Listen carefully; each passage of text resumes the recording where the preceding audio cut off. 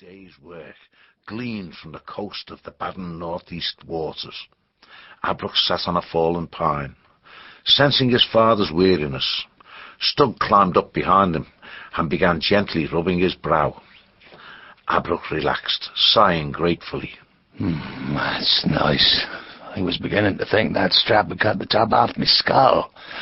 Oh, where'd I be then? Stug giggled. With a half of a head, silly old father. The sea otter cautioned his son. Hush now, not so loud. There might be coast raiders about. They'd cut the tops off our skulls just to watch us die. Wide-eyed, Stug crouched down against his father, speaking in a hushed whisper. Mama says coastal raiders be naughty vermins. His father pushed dry pine needles into a small heap, shaking his head grimly. Naughty ain't the word for that, scum. They're evil, cold-blooded murderers. Cruelty is just fun to the likes of them. Right, young'un, I suppose you're hungry now. Nodding eagerly, Stug whispered. I'm starfished. Abrook chuckled. Starfished was a word all the young ones used, a cross twixt starving and famished. He patted Stug's head fondly. Nothing worse than a starfished otter. You stay here. Keep your eyes and ears open and lay low. I'll go and find us a snug berth for the night. He pulled a sack from under his cloak, tossing it to his son. Sort through the rest of those rations and see what you want for supper. I'll be back soon. Abrook knew the woods well. He recalled a spot not too far off. It was a good dry place, sheltered by a rock ledge. Silent as a night breeze, he weaved his way through the dark, twisted trees, straight to the exact location. He had camped there before. Halting slightly short of his destination, he paused. Something did not feel quite right about the area. Abrook sniffed the air and listened carefully, his animal instinct aroused. He caught the faint sound of ragged breathing. Drawing his long dagger, he crept forward, peering keenly into the shadows, his neck hairs bristling. For supper, Stug had selected 2 flat loaves, some of his mamma's apple and blackberry preserve, and their last flask of plum cordial. If his father lit a fire, they could make toasted preserve sandwiches and warm cordial. The young otter was a pretty fair cook, often having helped his mamma to prepare meals. There was not much else to do but wait in silence for his father's return. Stug set out the food and sat next to the basket of supplies.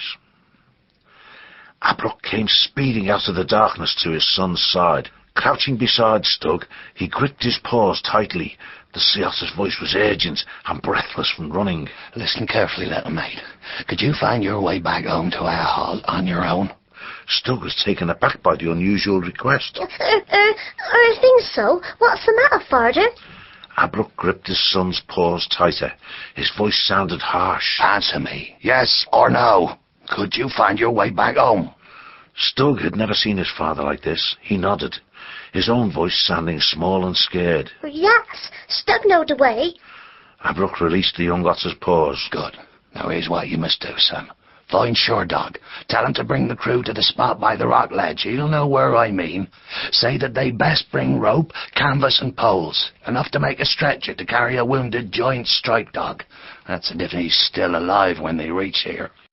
Words poured from Stug's mouth like running water. A giant striped dog? A wounded one? I never see a giant striped dog afore. What happened? Will he get deaded? Abrook grabbed Stug and shook him, something he had never done before. He hissed at him through clenched teeth. Shut your mouth, son. Don't stand here asking questions. Go now, run, don't stop for anything. The life of another creature depends on you. Go!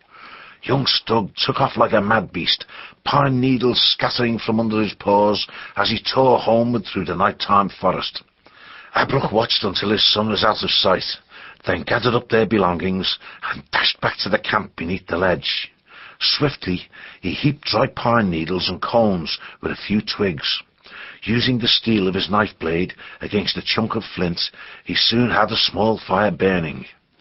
It was sheltered by the overhanging rock and could not be seen from a reasonable distance. Abrook viewed the scene around him. 2 badgers, one very old, the other about 2 seasons into his adult growth, lay stretched out, side by side. Small and grizzled, the oldest of the pair was obviously dead, slain by various weapon thrusts. As he turned to the younger badger, a brief glance at the chained-up ground and the blood-flecked rock confirmed the Searats' suspicions. His jaw clenched angrily. Dirty murdering raiders. The younger badger was still alive. Abbrook had seen one or two badgers in his lifetime, but not as big as this fellow. He was truly a giant, tall, deep of chest and broad-backed, with massive paws and powerfully muscled limbs. The Searats winced as he inspected the fearsome wound to the badger's head. A long, jagged slash, from ear tip to neck, had ripped across the badger's face. Narrowly missing the eye, it had ploughed across the brow, through the wide striped muzzle, across the jawline to the side of the creature's throat. Abbrook, with only a limited knowledge of healing, staunched the blood with his cloak. Lifting the badger's head, he cradled it in his lap, dabbing away at the dreadful rift, and murmuring to the unconscious beast, "Seasons assault me. 'Tis a miracle you're still alive. You must have a skull made of rock. I know you can't hear me, but don't worry, big fella. Our crew will do the best we can for you. There's one or two good healers at our hall." Abbrook sat rambling away to the senseless badger, knowing he could do little else until help arrived. It was close to midnight. Rain-laden wind hissed through the scrub forest, carrying with it salt spray from the thundering seas. Beside the guttering embers of his little fire, Abbrook had dozed off, still holding the badger's head. At the front of the otter crew, Shordog pointed with his lantern, hurrying forward. "There they are, mates." Little Stug reached his father first. I bring them, father. Abbrook patted the youngster's paw. "You're a good old scout. Oh, some beast get me out from under this giant's head. My limbs are going to sleep on me from holding his weight." Willing paws assisted him upright.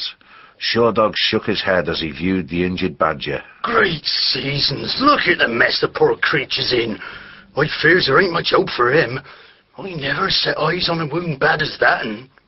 Stug caught sight of his mother and tugged at her paw. Is a giant striped dog gonna die, Mama? Abbrook's wife, Marinu, nodded at Shordog's grandma, Sorch. "Not if we can help it, Stug. Come on, crew, get some warm blankets around that badger and strap him to a stretcher. Easy now, don't jolt the poor beast too much." Every beast knew that Marinu and Sorch were the best healers in all the southeast. Stug grinned broadly. Now that he had succeeded in his mission, he proceeded to take charge of the situation, striding about and issuing orders. You all hear my mama? Pick that straight dog up. Careful. Marinu was about to pull her son to one side when Abbrook murmured to her, "Let the young un be. He did well tonight." As the otter crew manoeuvred the huge badger onto the stretcher, Shordog gave a surprised bark. "Blood and thunder, look at that!"